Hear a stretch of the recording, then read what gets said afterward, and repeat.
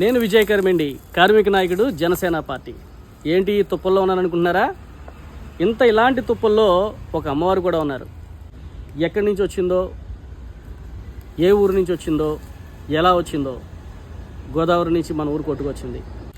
1986లో వరదలు రావడం ఏంటి, ఆ వరదల టైంలో ఒక విగ్రహం తీసుకురావడం, ఒక రిక్షా కార్మికుడు తీసుకొచ్చి ఇక్కడ పెట్టడం ఏంటని చూస్తే అమ్మవారి దివ్య తేజస్సు చాలా చాలా బాగుంది. ఎక్కడ పూజలు అందుకుందో, ఎన్ని సంవత్సరాల నుంచి ఆవిడ అక్కడ ఉందో, మరి ఇక్కడికి ఎందుకు వచ్చిందో, ఇలాంటి విషయాల్లో ఏదో ఒక కారణం ఉంటుంది.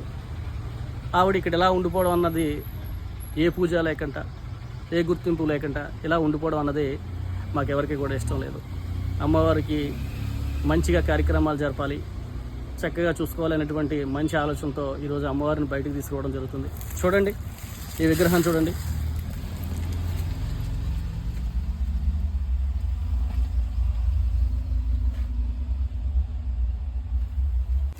ఒక రావి చెట్టు కింద చిన్నగా 4 పలకలేసి ఆవిడని ఇక్కడ కూర్చోబెట్టారు. ఎంత అట్టహాసంగా, ఎంత పెద్ద గుళ్ళో ఉండి అక్కడి నుంచి ఇక్కడికి వచ్చిందో మనకు తెలియదు. కానీ ఇక్కడికి వచ్చి ఇటువంటి పరిస్థితిలో ఉంది ఆవిడ.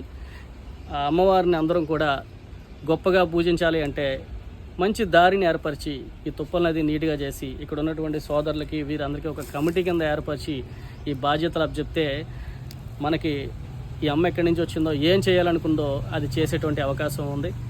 చూసారు కదా విగ్రహం ఎట్లా ఉందో. అమ్మవారి పేరు కూడా తెలియదు మనకి, దుర్గమ్మ అనాలా లేకపోతే ఇంకొక అమ్మ అనాలా తెలియదు. ఎవరైనప్పటికీ ఫైనల్గా మనకి అమ్మే కనుక 108 రూపాలు 108 పేర్లు ఉన్నా సరే మనకి అమ్మే కనుక మనం అందరం కూడా పట్టించుకుందాం.